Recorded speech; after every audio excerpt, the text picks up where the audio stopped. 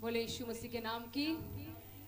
सभी ऑनलाइन भाई बहनों को भी जय मसीह की है। जितने भी ऑनलाइन देख रहे हैं, प्रभु आपको आशीष दे। हम खुदावंत की शुक्रगुजार हैं इस शाम के समय के लिए जो प्रभु ने हम सबके जीवनों में दिया। उस खुदावंत की तारीफ हो, उस परमेश्वर की स्तुति हो। और मैं रिक्वेस्ट करती हूँ कि आप जल्दी से इस चलती मीटिंग को जिन लोगों ने शेयर नहीं किया वो जल्दी से शेयर करें। आप जो भी माध्यम इस्तेमाल करते हैं और माध्यम के द्वारा प्रभु का वचन दूसरे लोगों तक पहुंचाएं। Hallelujah, praise the Lord. आइए हम अपने वचन को, बाइबल को खोलेंगे। नीति वचन उसका 12वां अध्याय उसकी 11 नंबर पंक्ति में हम पढ़ेंगे। नीति वचन 12 उसकी 11।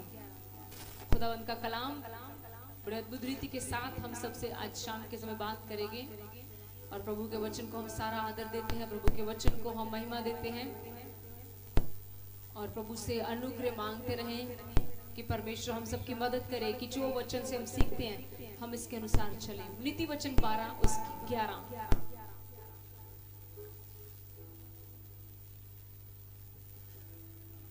Thank you father.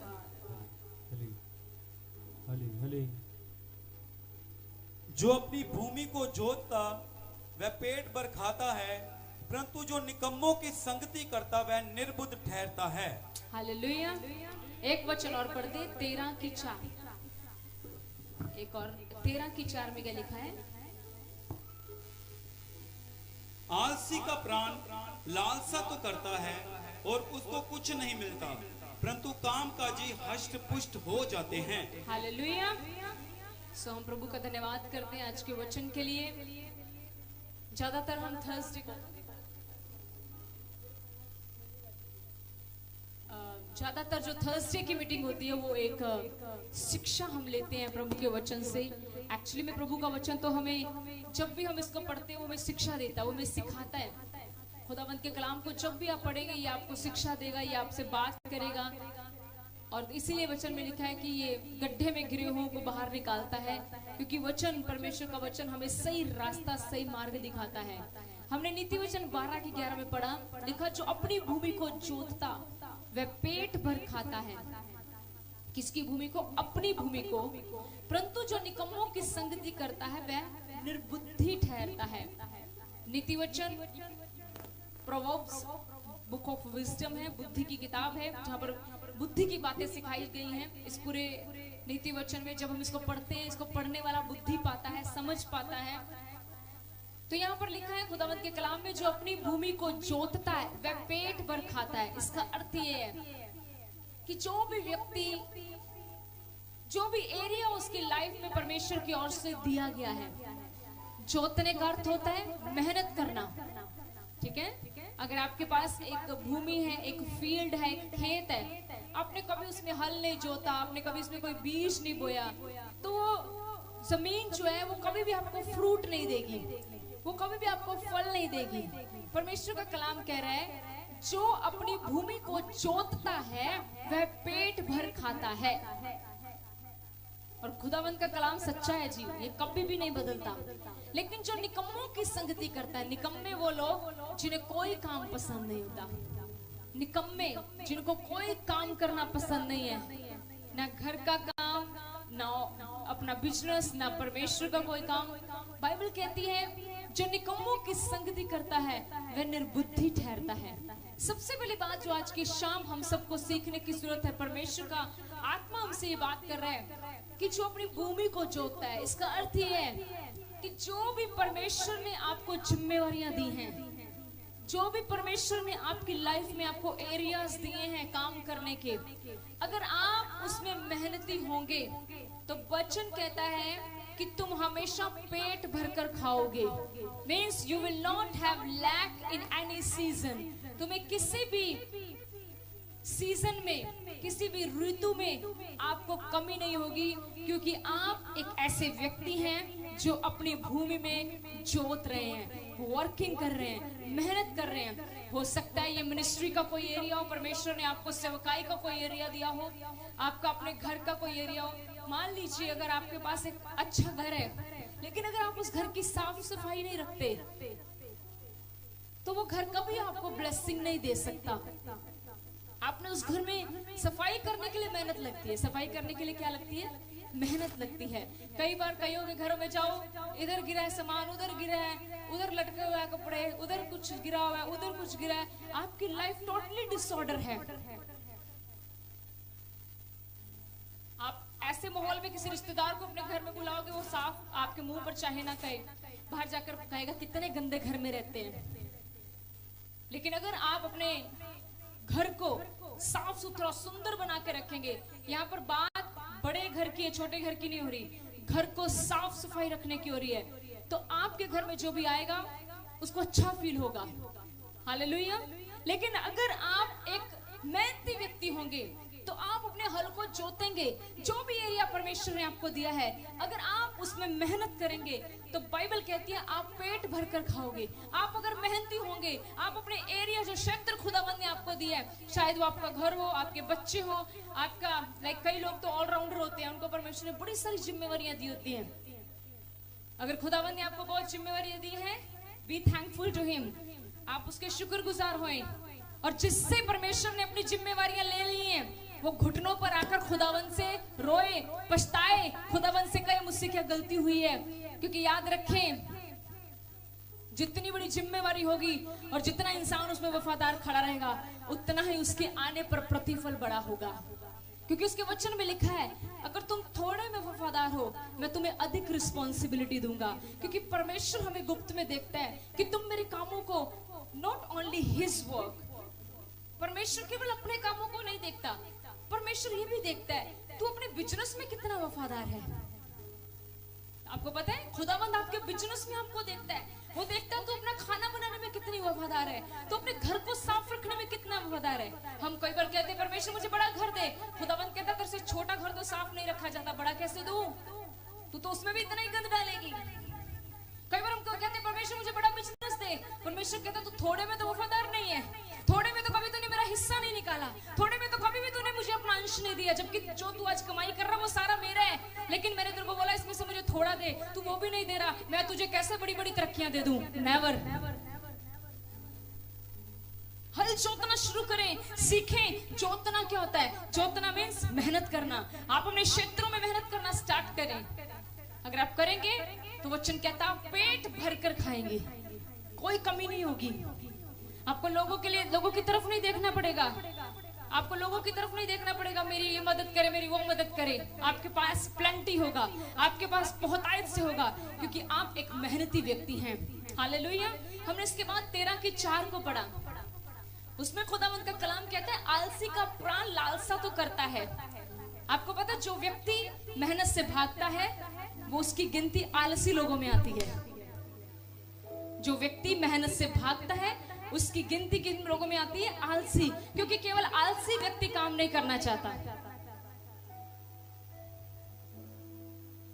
आलसी व्यक्ति की पहचान होगी, वो काम को पसंद नहीं करेगा, उसको बिल्कुल पसंद नहीं होगा काम करो, उसको कोई भी काम दे दो वो ढीला ही रहेगा। बाइबल कहती है आलसी का प्राण लालसा तो करता है। अगर आप आलसी व्यक्ति के पास जाओगे ना और उसको बोलोगे तुझे बड़ा घर चाहिए, तुझे बड़ा बिजनेस चाहिए, क्या बोलेगा वो? चाहिए। वो कभी नहीं कहेगा नहीं नहीं नहीं मुझे नहीं चाहिए, वो हमेशा कहेगा मुझे चाहिए। बाइबल कहती है आलसी का प्राण लालसा करता है। मींस आलसी का जो प्राण है, जो आलसी व्यक्ति है, उसके अंदर भी लालसाएं हैं, उसके अंदर भी कुछ उम्मीदें हैं, ख्वाहिशें हैं। लेकिन बाइबल क्या कहती है? आलसी का प्राण लालसा तो करता है लेकिन उसको कुछ नहीं मिलता। बाइबल क्या कहती है? उसको कुछ नहीं मिलता, परंतु कामकाजी हष्ट पुष्ट हो जाते हैं। लेकिन जो मेहनत करते हैं, जो कामकाजी लोग हैं, बाइबल कहती है वो हष्ट पुष्ट हो जाते हैं। हालेलुया। वो अच्छी हेल्थ में रहेंगे। हष्ट पुष्ट मींस वो रजे रहेंगे, वो पेट भरकर खाएंगे, उनको कभी लैप नहीं होगी, क्योंकि वो मेहनती हैं। हमेशा याद रखना, परमेश्वर आलसी व्यक्ति को बरकत नहीं देता।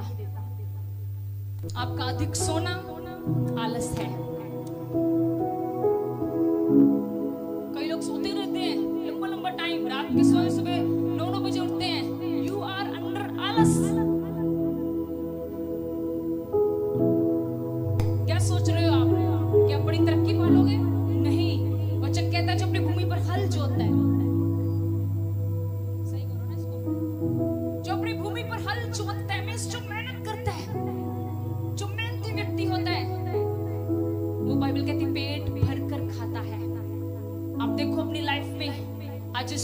समय अगर खुदावंद हमें कोई शिक्षा दे रहा है, उसे चेक करो कि मेरे जीवन में ऐसी कौन सी चीज है जो मुझे कमजोर कर रही है, मुझे तरक्की की तरफ नहीं जाने दे रही, मुझे बढ़ने नहीं दे रही। ना मैं प्रभु में बढ़ रहा हूँ, ना मैं अपने बिजनेस में बढ़ रहा हूँ, ना अपने परिवार में बढ़ रहा हूँ, किसी एरिया में नहीं बढ़ रहा। शायद आज शाम के समय परमेश्वर कह रहा है तूने हल जोतना बंद कर दिया है, तूने मेहनत करनी बंद कर दी है। हालेलुया। प्रार्थना में तेरे पास कोई समय नहीं है प्रभु को देने के लिए। बस चर्च आया, चर्च में समय बिताया, दैट्स इट। इससे आगे क्या? प्रभु कहता तू हल जोत, मेहनत कर, तू हमेशा हष्ट पुष्ट रहेगा, तू हमेशा भरा रहेगा, तुझे कभी कोई कमी नहीं होगी, तुझे कभी किसी की तरफ हाथ नहीं फैलाने पड़ेंगे, क्योंकि तू कैसा व्यक्ति है जो मेहनती है। हालेलुया। आज कईयों को प्रचार पसंद नहीं आ रहा, क्योंकि मुझे लगता है यहाँ पर कईयों की ये कमी है। कईयों को नींद से बड़ी, बाइबल कहती है नींद से अधिक प्रेम मत कर, तू दरिद्र हो जाएगा। बाइबल कहती है नींद को इतना मत प्यार कर। दरिद्र का मतलब पता है? दरिद्र मीन्स कंगाल हो जाएगा, तू सब कुछ खत्म हो जाएगा। अगर तेरी लाइफ में नींद नींद नींद नींद, रात को भी सो लो, सुबह भी सो लो, सोते रहो, तो करना क्या है? कुछ भी नहीं होगा। ना घर साफ होगा, ना मन साफ होगा, ना कुछ भी सही नहीं होगा। मुझे प्रभु से अनुग्रह मांगना है, मुझे प्रभु से प्रार्थना करनी है कि परमेश्वर मेरी मदद कर कि मैं हल जोतने वाला व्यक्ति बनूं। और आपको पता है पुराने समय में हल कैसे जोतते थे?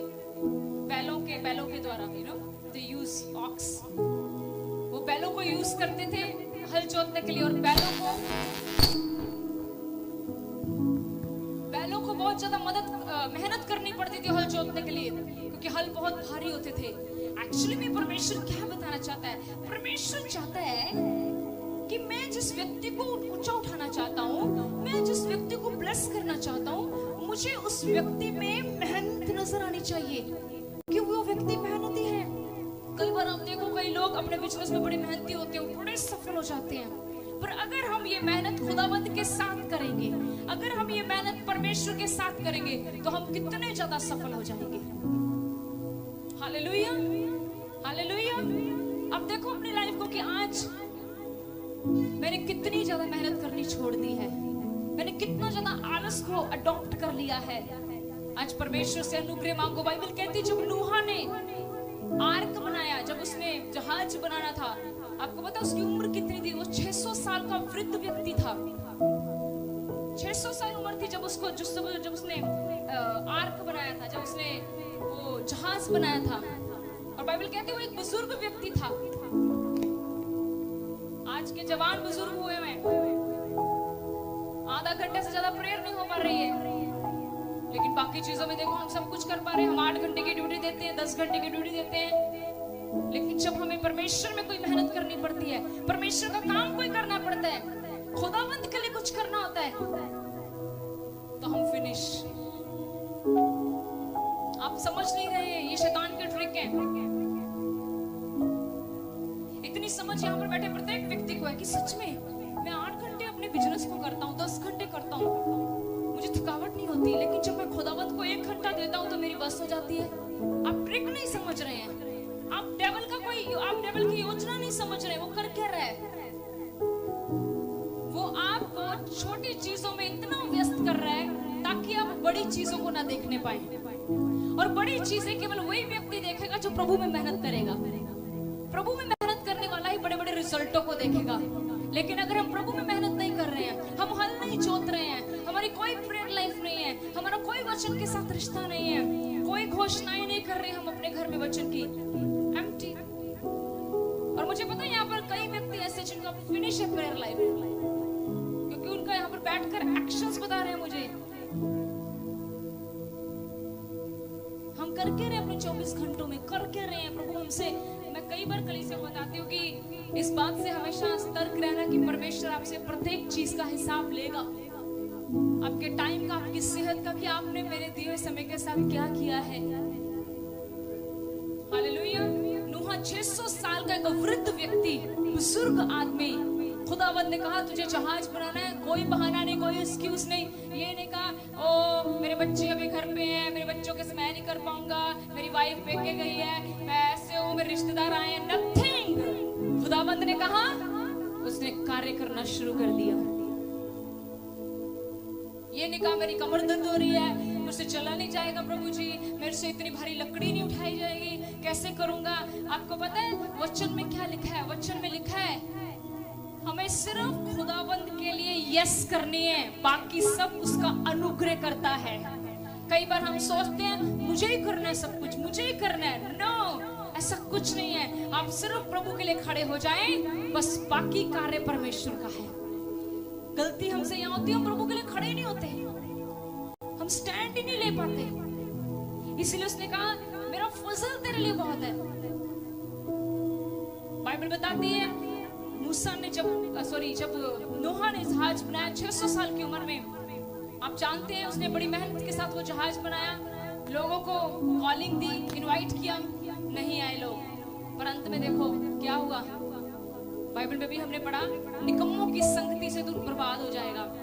बाइबल बताती है जो नूह था वो मेहनती था, और देखो एंड में क्या हुआ, केवल नूह और उसका परिवार ही बचा। एक मेहनती व्यक्ति कभी भी स्ट्रगल नहीं करता, एक मेहनती व्यक्ति कभी स्ट्रगल नहीं करता। पर मैं आपको बताना चाहती हूँ आपकी मेहनत प्रभु में होनी चाहिए। बढ़ाओ अपनी मेहनत प्रभु में। Increase your hard work in the Lord. Bible में लिखा है तुम्हारा परिश्रम जो तुमने प्रभु में किया है वो कभी व्यर्थ नहीं होगा।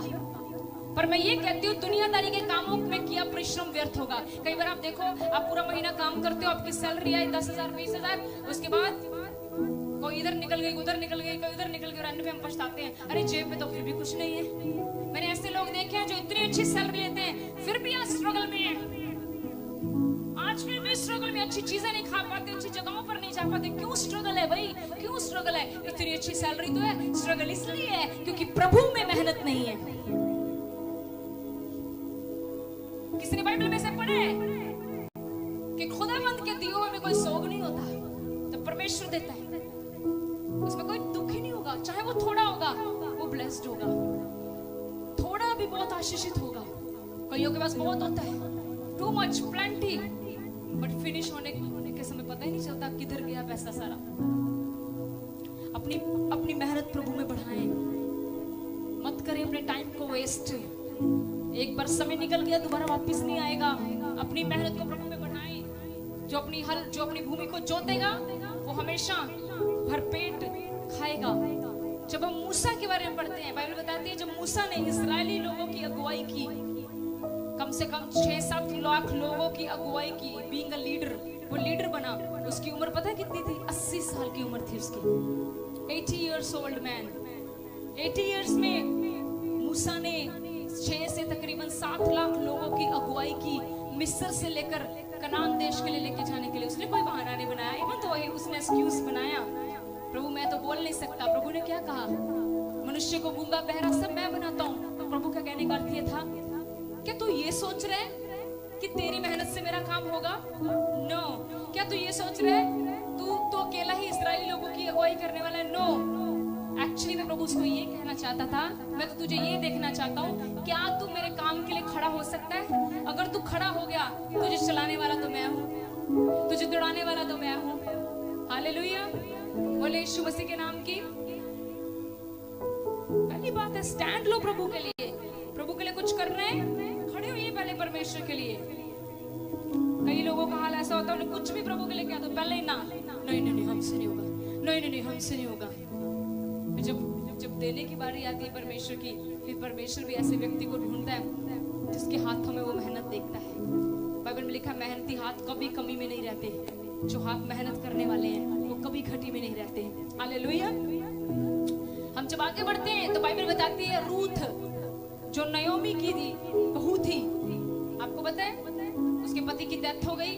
वो अपनी सास के साथ उसने फैसला लिया कि तेरा परमेश्वर मेरा परमेश्वर होगा। उसने ये फैसला नहीं लिया कि मैं दूसरा पति कर लूंगी जैसे आजकल कई लोग करते हैं। उसने फैसला लिया कि मैं अपनी सास के साथ रहूंगी। उसके बाद बाइबल बताती है उसने जब देखा कि सरवाइव करना मुश्किल हो रहा है तो उसने अपनी सास बुजुर्ग को घर में बिठाया और बोला मैं काम पे जाऊंगी। और बाइबल बताती है कि वो बोआज के खेतों में अन्न चुगने जाती थी। आपको पता, जब वो एक बीइंग अ लेडी जब वो काम कर रही थी, उसकी उम्र 40 साल थी। रूथ की उम्र 40 साल थी। और देखो वहां पे क्या करने जा रही है, काम करने जा रही है, खेत को चुगने जा रही है, वहां पे मेहनत कर रही है वो। शी इज नॉट ऐसी लेडी नहीं थी, सास जावे काम ते मैं क्यों जावा। नो, उसने अपनी सास को घर बिठाया, एक अच्छी बहू का रोल किया और उसने बोला मैं काम पे जाऊंगी। खुदावंद ने उसकी मेहनत देखी, खुदावंद ने देखा no no no no, Ruth एक हार्ड वर्किंग औरत है। आज परमेश्वर एक हार्ड वर्किंग बहन को देख रहा है, एक ऐसी लड़की को जो मेहनती हो, ताकि परमेश्वर उसके हाथों में अपने कामों को सौंप सके। और बाइबल बताती है कि रूथ जब वहां पर खेतों में काम करने के लिए गई तो खुदावंद की नजर उस पर पड़ी, तो उसी खेत का मालिक जो था बोआज, वो उसकी पत्नी हो गई। और आगे देखो उसकी ब्लेसिंग, उसका फेवर, उसके ऊपर जो अनुग्रह है वो कितना बड़ा। उसी के द्वारा दाऊद, उसी वंशावली में आगे दाऊद का जन्म हुआ और दाऊद की वंशावली के द्वारा यीशु मसीह आए। हालेलुया।